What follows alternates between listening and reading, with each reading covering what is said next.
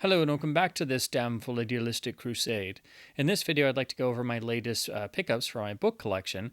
So this is my sort of annual book haul. As for around my birthday, I like to go to as many of the local bookstores or physical media stores as I can, and I do allow myself to splurge a little bit. And you can actually wind up doing quite a bit of damage for not terribly much money at our local bookstores, as long as you're looking in the bargain sections. And then, of course, I end it by going to McKay's once again, and you go in there with a couple dollars and you can do way too much damage and come out with a box full of books for not much money. And I came out with another box. Oops. This year, I'd only gotten to go to McKay's, but I also got an email coupon for half-price books, so I stopped by our local store a couple days later, and they had restocked their clearance section. So I got a box.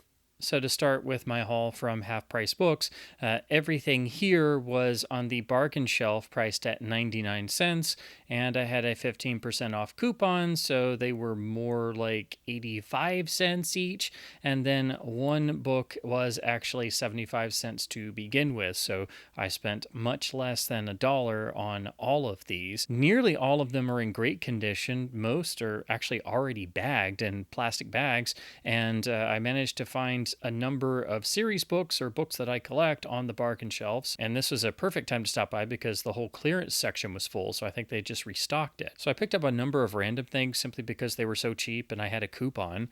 So the first is actually an Ace double novel. It looks like a science fiction fantasy book, The Dark Intruder by Marion Zimmer Bradley.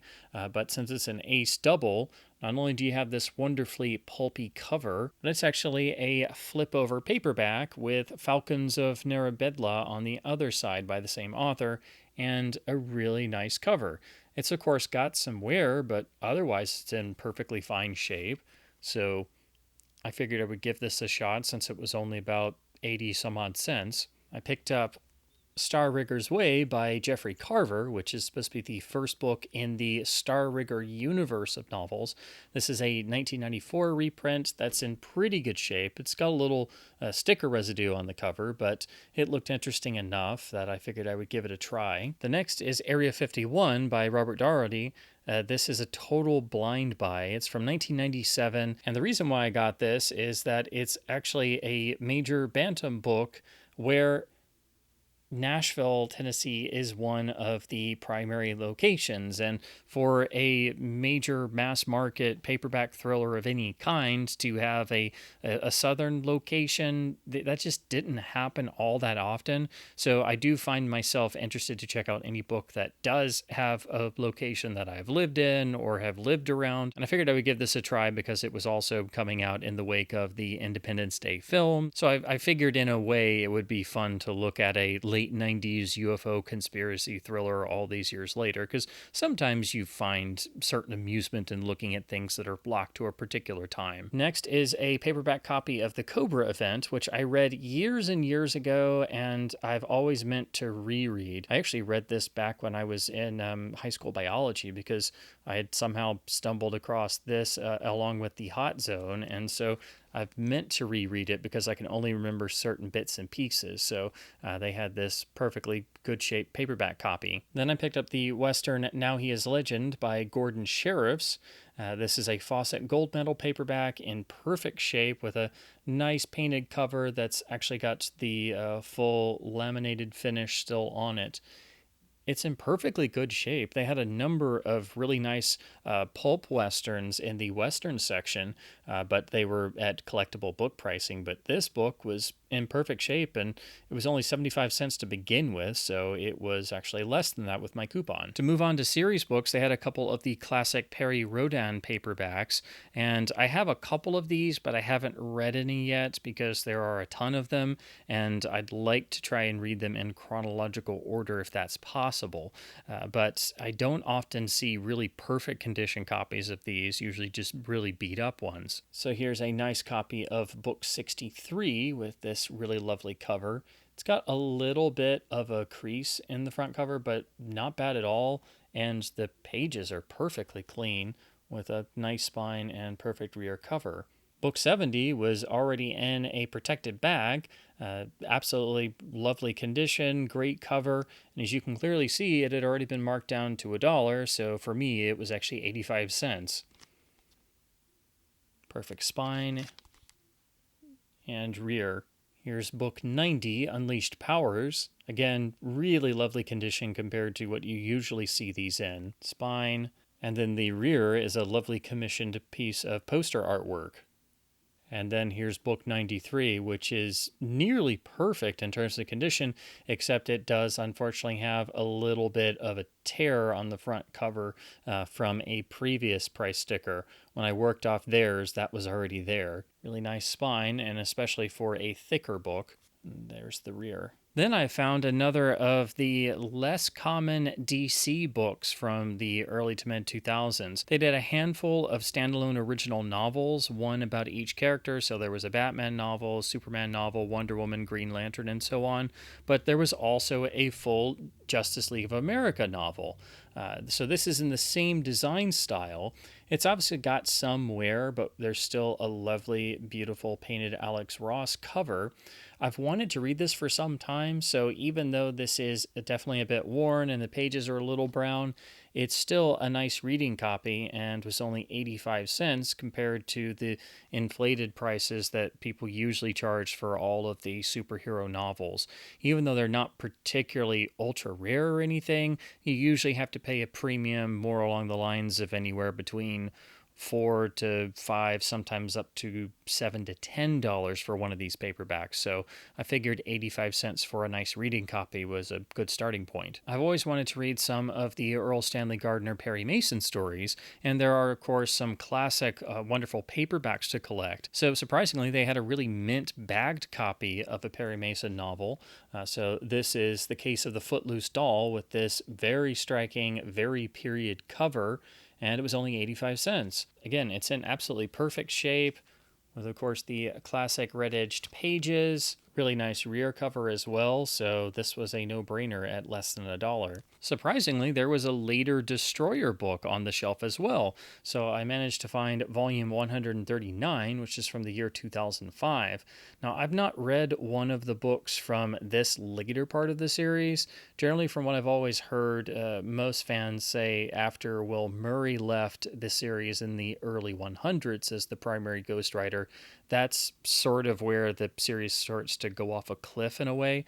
But still, you don't find these in perfect shape for less than $1. So I figured I would give it a try, and I am trying to at some point read every Destroyer book. So this was in perfect shape. I think it was read maybe once. There's not even a crease in the spine. So this was, of course, something I was going to grab. Then they surprisingly had a whole bunch of Star Trek books on the clearance shelf. I think they had cleared out space from the regular shelves, actually. And so I went through these and basically cherry-picked the ones in good shape, and they were all already in bags.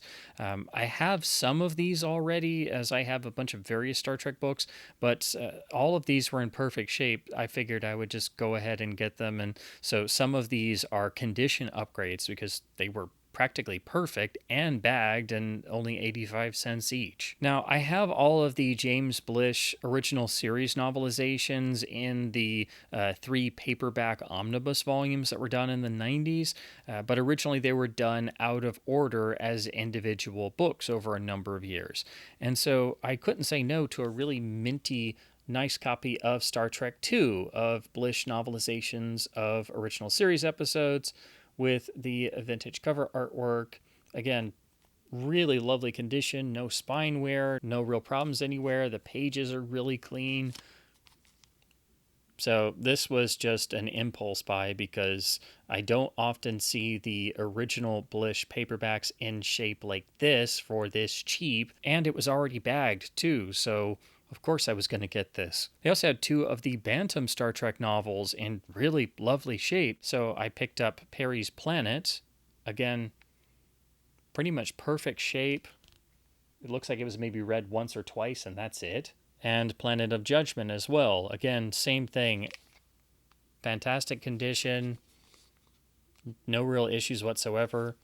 So I figured, why not? I have all but one of the Bantam books, but the condition varies, so these are just condition upgrades. These last Trek books are also mostly condition upgrades because I have this series in different forms, but I don't have them in a uniform set. I've got them in a mixture of original paperbacks and then later multi-omnibus reprints.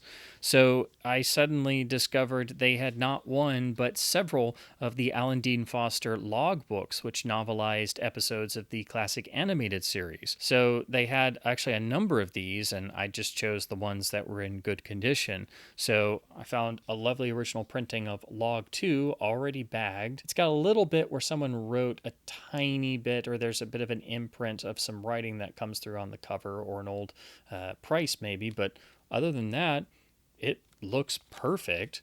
Just some general age wear and far better than what I usually see these in. I also had Log 4, which looks fantastic, and I was kicking myself for not getting these originally when I started getting the log books because I just had a mix of different things, and I had been wishing I had gotten the original paperbacks like these because they look so nice, and all but the last two, I think, are this same uniform design. I also had Log 5 in perfect shape. Also Log 7 in really nice shape.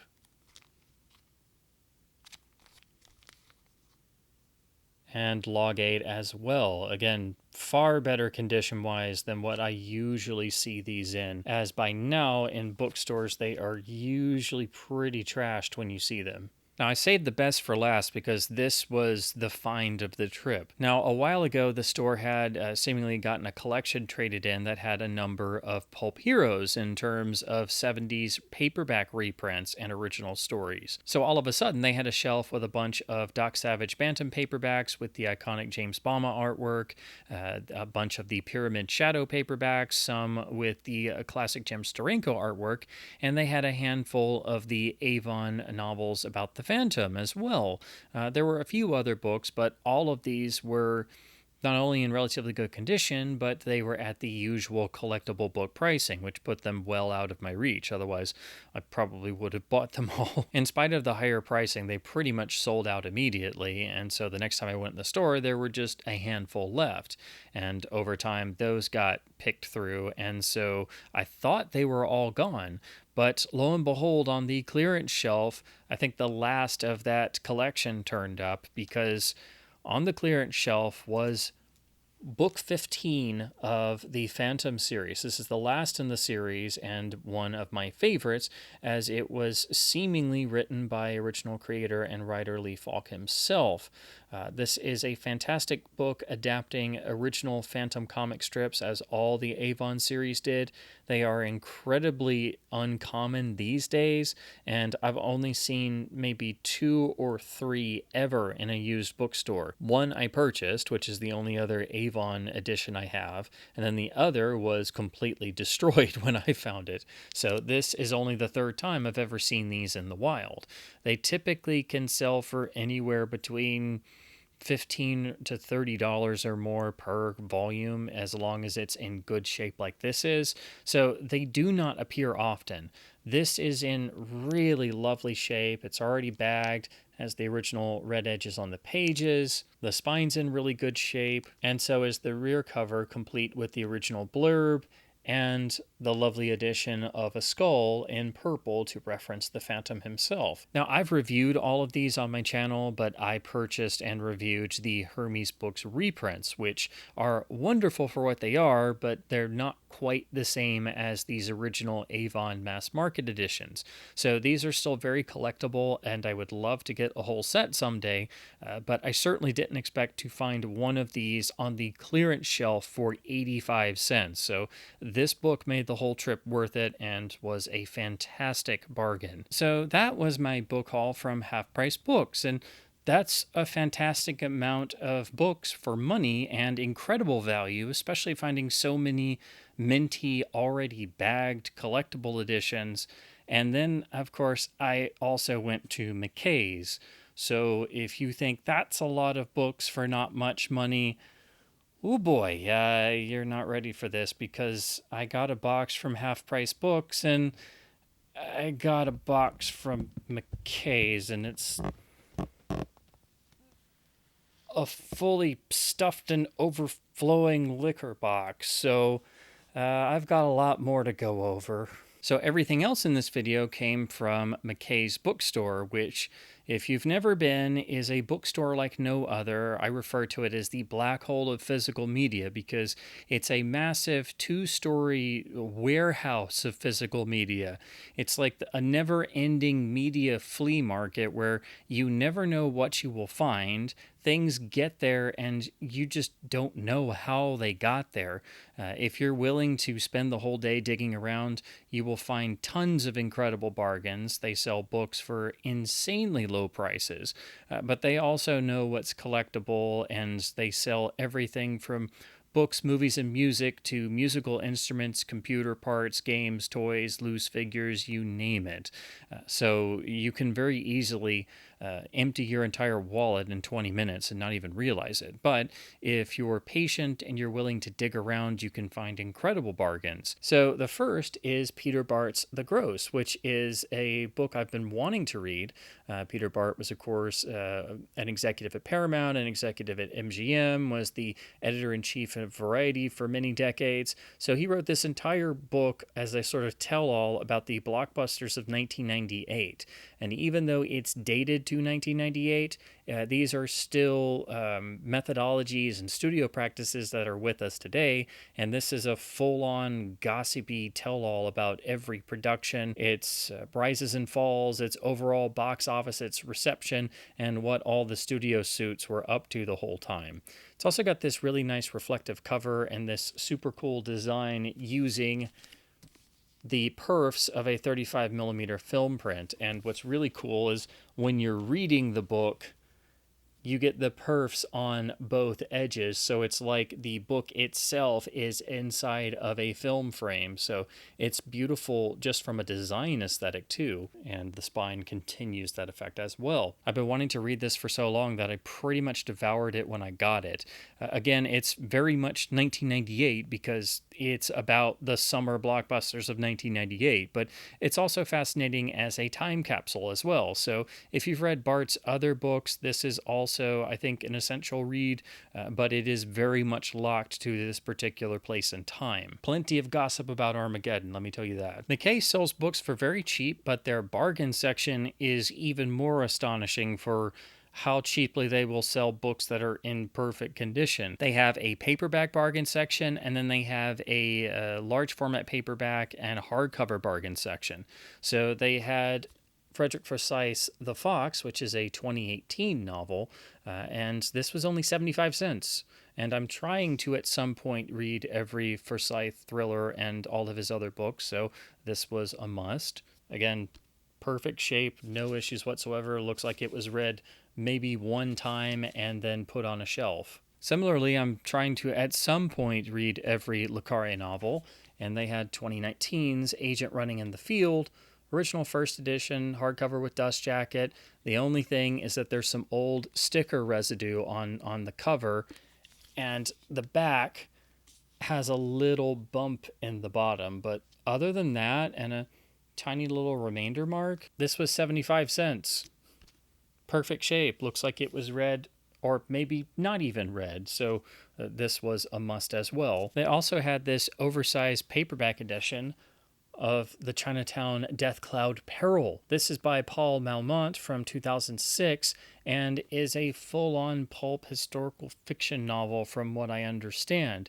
I've seen this before, but I've never read it, and I don't really know too much about it, but it does involve, or at least reference, both Walter Gibson and Lester Dent, who are also referenced on the back with Jeffrey Deaver's author blurb as well. Plus, the artwork is by Richie Fahey, who did the classic 2002 Penguin James Bond editions, so I had to grab this. Plus, it's got the beautiful design aesthetic to make it look like the worn cover of a 1930s pulp magazine. It's a really nice, handsome, oversized paperback. The only issue is that there is some some foxing on the pages, but other than that, it was perfectly fine, and it was also 75 cents. So this had my name all over it. Speaking of Pulp Fiction, they had one of these really interesting looking reprints of L. Ron Hubbard's Pulp Fiction. So these are done by Galaxy Press. These are all done in a similar style, and they basically take one of the stories that Hubbard had published in pulp magazines and does it up in this nice oversized trade paperback form, complete with the fancy page edges and the fancy color internal dust jacket flaps. So these are actually quite handsome editions, and they're all matching if you were to pick up the whole set. So I definitely didn't expect to see one of these in the less than $1 bin. So I figured I would give this a shot because I'm a sucker for any classic 1930s pulp fiction. Now, I've heard of the Rumpole series and always meant to check it out. So they had a lovely penguin edition of Rumpole and the Angel of Death. This is in perfect shape. It's got the classic orange penguin spine, perfect rear cover, and this was also 75 cents. Now, I've always been a fan of John Grisham's novels. I did grow up reading a number of them. I haven't kept up with the more modern ones, so there's still a whole bunch that I haven't read. And I know that he's ventured into young adult fiction as well. So they had 3 absolutely perfect condition copies of the Theodore Boone young adult series by Grisham. So each of these was only a quarter. And again, they're in perfect shape. Looks like they've hardly ever been read, if at all. Perfect spines, perfect pages. So I figured I would give these a shot at, 25 cents each. Then also from the bargain paperback section, these were all random pickups, except one is a book I've really been wanting to read. So this first one is Political Suicide by Robert Bernard, which is a mystery set in London with this wonderful cover of the umbrella sticking out of the Thames with a bowler hat on top and Big Ben in the reflection. So that alone grabbed my attention, as did the 10-cent price tag. So I couldn't say no. The book's in perfectly fine shape. So again, McKay's will sell you a book for an absurdly cheap price if you know where to look. Now, this is the book I've been dying to read, and that is William Goldman's Brothers, which is his sequel to Marathon Man. Now, the book Marathon Man Goldman wrote before doing the movie adaptation as well is a fantastic book that is significantly more detailed and better than the film in a lot of areas, especially the relationship between the two brothers. And if you know Marathon Man, you know what happens to one of those brothers. So the fact that Goldman actually wrote a sequel with both brothers definitely leaves you scratching your head, and I've heard this book gets wonderfully crazy in areas, so I've been really wanting to read it, but it's a book you have to track down a used copy of. So this is a solid paperback. It's just unfortunately got a crease in the cover because it's got this fancy printed insert of the two brothers as kids, obviously looking at a gigantic explosion. So considering what I've heard about this book, it doesn't surprise me the front cover has an explosion on it. The spine's in solid shape, and the rear is as well. So for a reading copy of a book I've been really dying to read that was only 25 cents, yes, and more, please. I've always been curious about some of the Jack Higgins thrillers, and so they had a copy of In the Hour Before Midnight for a mere 10 cents. So I figured I would give this a try, especially since the book itself is in perfect shape. I tried to pick up anything by Mysterious Press, and they had the lovely-looking Bootlegger's Daughter by Margaret Maron. This is a book I've heard of and seen before, and it just seemed really fascinating in terms of the plot setup.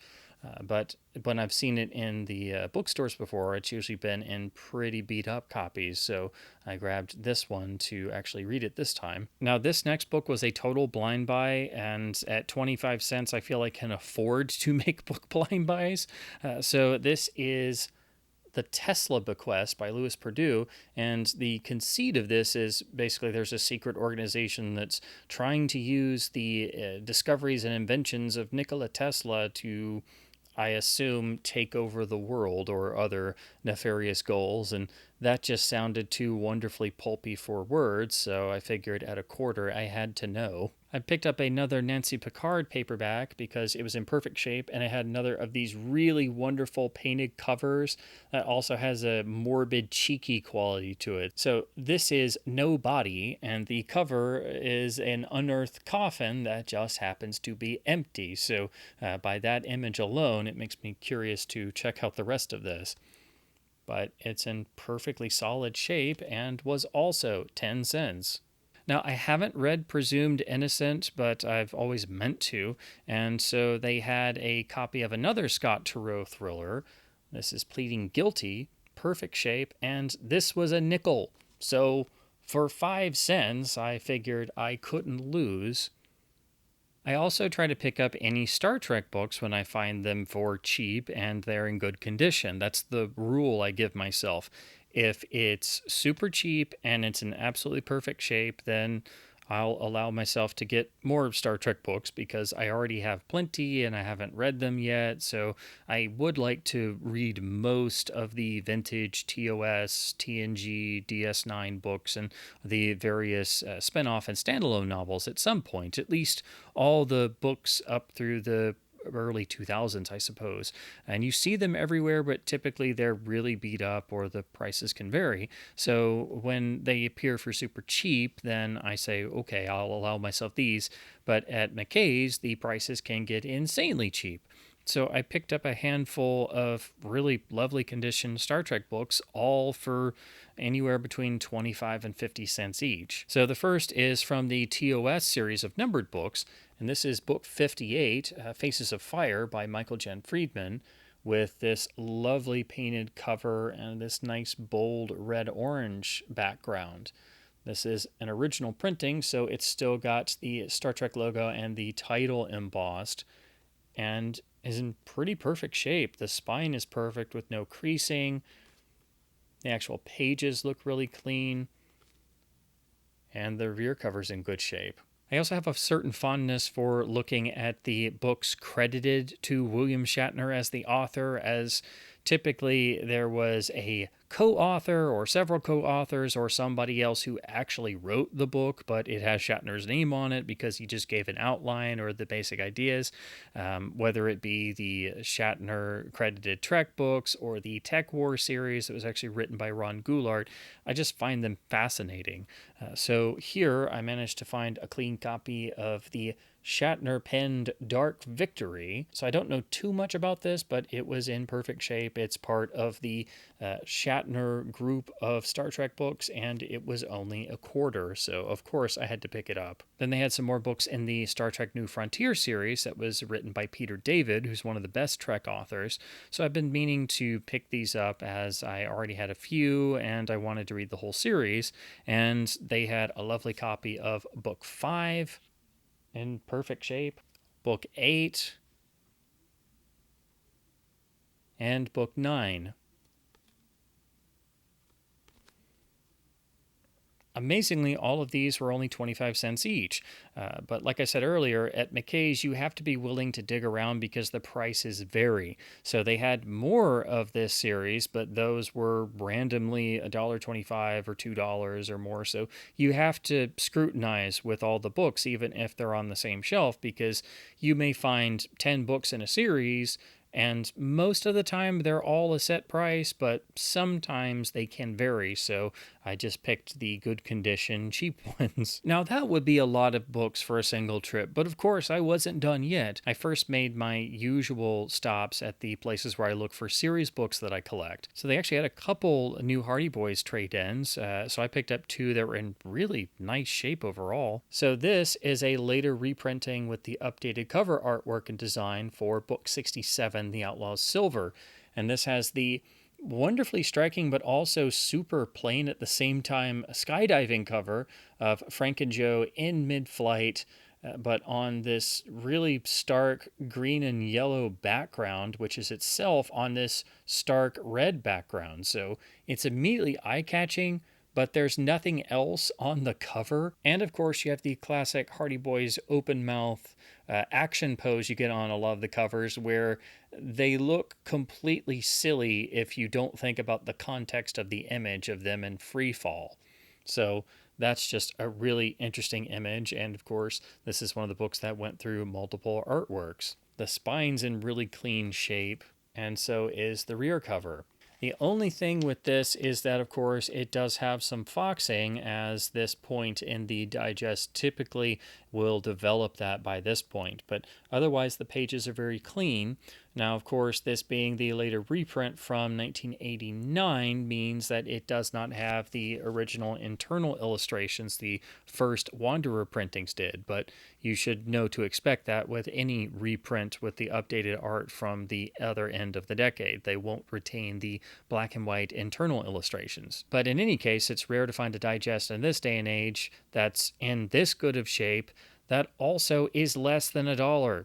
This was 50 cents, so of course I had to pick it up. I'm trying to pick up all of the modern Hardy Boys Adventures series as well. I'm just going one book at a time. So they had a copy of book 7, Shadows at Predator Reef, with a nice being threatened by sharks cover. So this is in the adventure style. It's in solid shape. It's got a little bit of spine wear, but considering I'm just picking these up for completion purposes, I didn't mind picking up one of these to move closer to completion, and it was only 50 cents. So that, of course, made it a must-buy. Then for Star Wars, they had this interesting paperback omnibus volume. Now, I'm a gigantic fan and defender of the Scholastic Star Wars books in terms of the original fiction and primary series done in the prequel era. These were all done as tie-ins during the prequel years, and if you've actually read them, you will know that they are among some of the best Star Wars fiction there is, regardless of their status as young adult scholastic books. And after the 3 primary series, the author Jude Watson wrote 2 standalone books sort of tying off elements of both of those series and going through multiple generations. So I have both of those in their original hardcover standalone versions, but this is the paperback omnibus, bringing together Legacy of the Jedi and Secrets of the Jedi. And of course, it's got prequel artwork. Now, this is much more straightforward artwork than the original hardcover versions, but the reason I picked this up is that not only is it a unique volume, but it actually has an additional short story at the end, which I think is exclusive to this. So it was actually a piece of Star Wars EU material that I didn't have in my collection. So when that dawned on me that I had missed out on this short story for so long, and it's one of my favorite Star Wars authors, of course I was going to pick this up, and it was just 75 cents. So there's just a tiny bit of page foxing and browning that's starting to come in, but other than that, and a little bit of general wear, it's in still perfectly fine shape. And again, I was just getting this to get the short story, but still, if you stumble across this omnibus, you get 2 really well done Star Wars novels, even though they're scholastic young adult books, plus an exclusive short story as well. Now, that would be an impressive amount of books for a book haul, but we're not done yet, because I went to McKay's and I got to spend some time in McKay's, and that's a dangerous thing for any book lover, because if you've got $10 in your pocket and an hour or 2 to kill, you can fill up a whole box. And if you go to the bargain section, you can probably fill 2 boxes full of books for $10, if you know where to look. And you'll probably wind up pulling out your debit card and spending more than $10 anyway, because you can get so many books for so little money, and any book lover will find their will completely eroding within 5 minutes. So my last stop was the Western aisle, and this is where I like to go to look at all the various adult Westerns and search for any Western that I've never heard of before, because typically they put everything in a big cubbyhole at the end for miscellaneous Western books in different series, and then they have big cubbyholes for the primary major series. So I try to focus on the paperbacks that are cheap, look interesting, and most of all are in good condition, as most Western paperbacks by now are not just in bad condition, but they've got heavy odors, or they seem to have been owned by 40 plus straight years of heavy smokers and are just in all sorts of condition problems. So they had a bunch of Trailsman books in the long running series. So I picked up a whole stack. I basically picked out all of the cheap, good condition ones. Now, with any of these series, it's the earlier books in terms of the numbering that are harder to find in good shape, and they also are just less common in general. So they typically will be a little bit more expensive. So when I find one of these in good shape for cheap, then I'm much more interested in picking those up rather than the more common later books. So here's a copy of book 55, Thief River Showdown, from the early years, where they were still clearly modeling the lead character of Sky Fargo on Clint Eastwood in Outlaw Josie Wales, but other Eastwood films as well, as it looks pretty much like Eastwood's spitting image. The spine's in good shape, and the rear cover's in good shape. Then from later in the series, I found volume 205, Mountain Man Killers, with this really striking cover with a lot of bold color.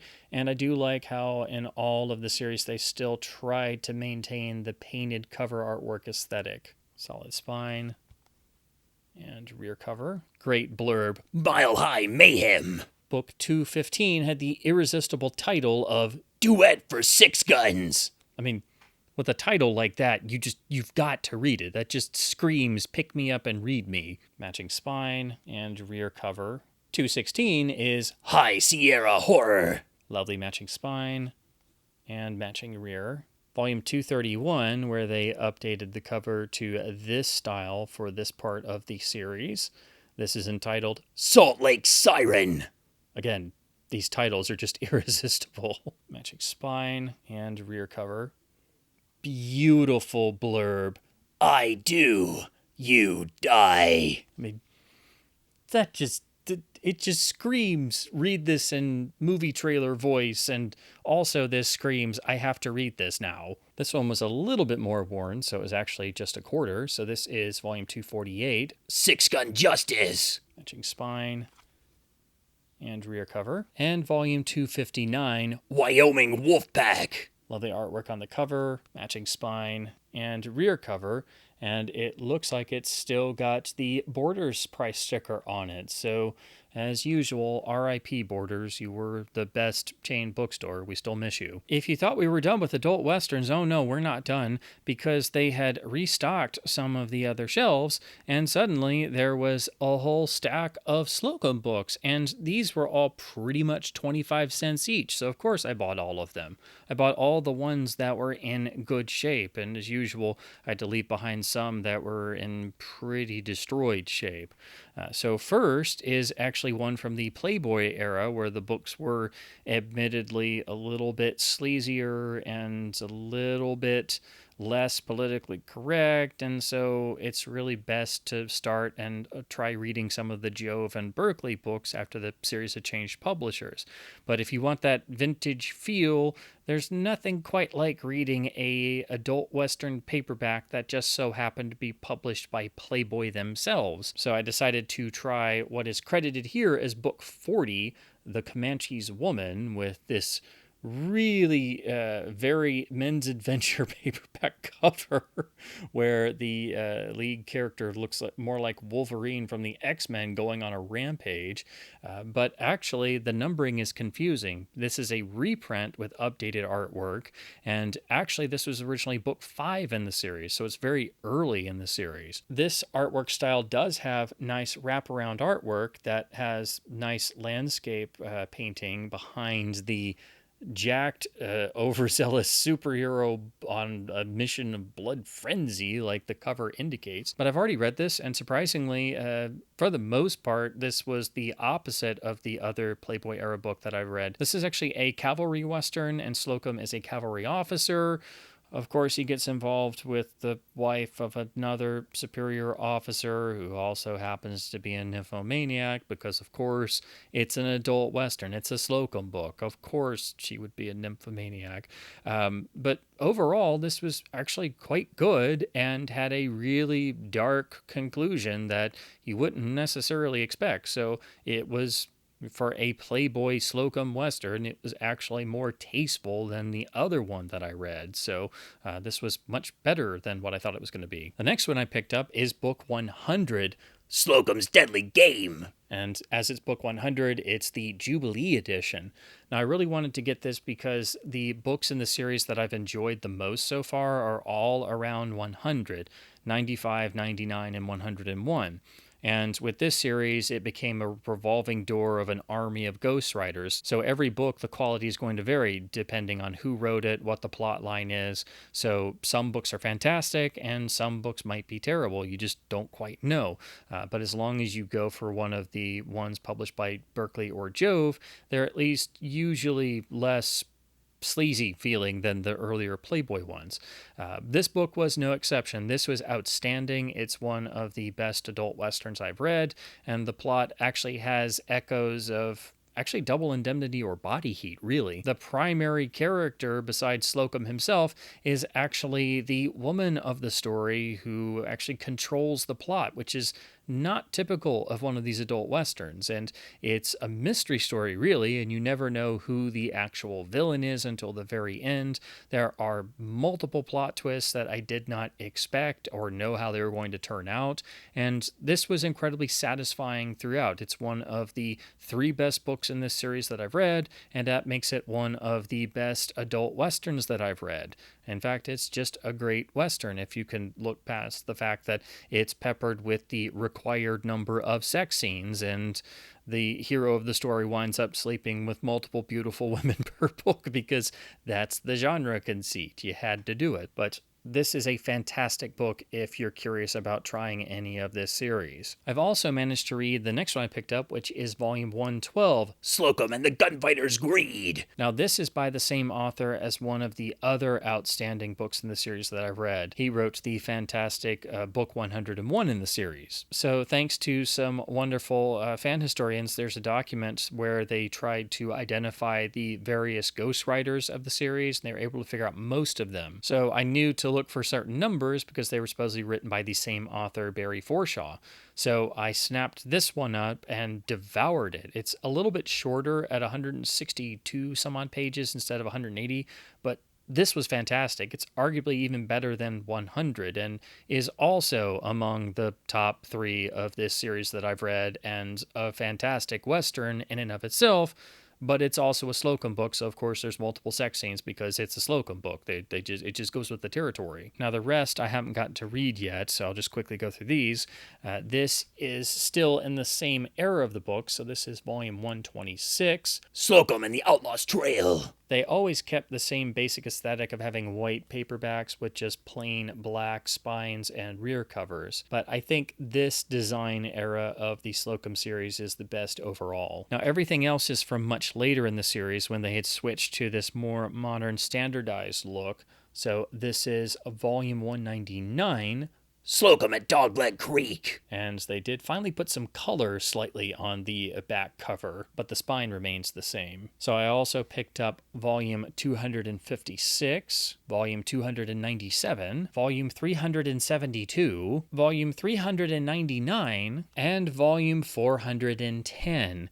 And if you were thinking this series was something from a bygone era and died out maybe in the 1990s, keep in mind this series started in the late 70s, early 80s, and just volume 410 here was released in the year 2013.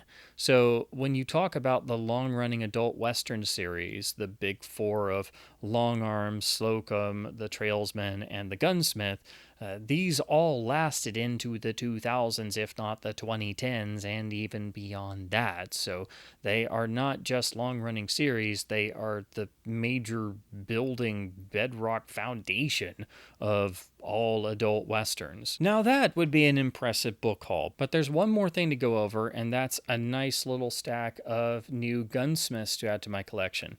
Now, if you're unaware or haven't seen my other book haul videos, of the 4 adult Western big series, The Gunsmith is the finest and the only one that was written by the same author for the entirety of the run. So going from the early 1980s until the author's death in the 2020s, just recently. And everyone that I've read has been the same excellent quality level of writing, so the consistency is off the charts. They are far better than what they had to be in terms of being well-written books instead of just being adult westerns. The best of the other series start to approach the level of a Gunsmith, but none of them are as consistently good as the Gunsmiths that I've read. So I'm determined to read every Gunsmith, and once you count the spinoffs and the giant special editions that are double length, there are over 500 of them. So I have a long ways to go, but I'm admittedly addicted to this series now. So McKay's prices these a little higher. These were $1.50 each for the most part. Some were a little cheaper. So I allowed myself to splurge and get the ones that I didn't have that were in good shape. Again, condition is the biggest thing with these because they were cheap paperbacks to begin with, and most of them got used and abused for decades by the time you find one on a shelf. So I picked up volume 150 with the classic pulpy title, Night of the Wolf, which is also very close to the first Hardy Boys Digest title, Night of the Werewolf. These were also published by Jove and also have the same small mass market size, white paperback with black spines, so they look very similar to the Slocums, and a very similar rear cover as well. Volume 188, The Orient Express. Volume 215, Showdown at Daylight. A clean copy of 249 with the very simple but direct title, Deadly Game. 254 is entitled A Day in the Sun. This is in good shape, it's just got some old price sticker residue. It's volume 327, The Golden Princess. Volume 328, East of the River. And volume 351, The Trial of Bat Masterson.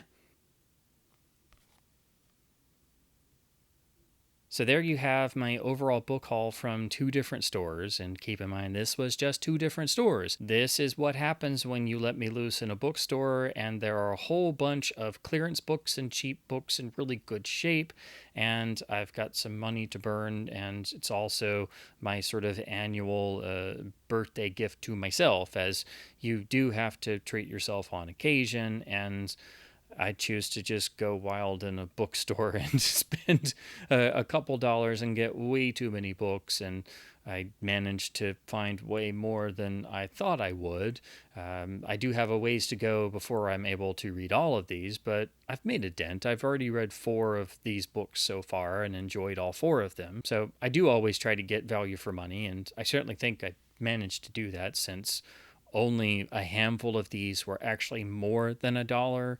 Most were under $1, and most were actually under 75 cents. And I do try to frequent the bargain section of bookstores because I'm lucky enough that I've got some really great local bookstores, and I live near enough to a McKay's, and that's such a dangerous temptation to any book lover that you have to start limiting your visits, because otherwise you will have nowhere in your house that isn't filled with books somewhere, because the bargains are so insane there. So as always, I hope my babblings about bookstore hunting and collecting books has been at least somewhat fun and informative. Hopefully you've seen something in this video you might want to try for yourself, whether it's searching used bookstores or looking for a copy on eBay or checking your local library. But as always, please do keep supporting your local independent bookstores who need all your help and support. Keep reading print books, and thank you ever so much for watching.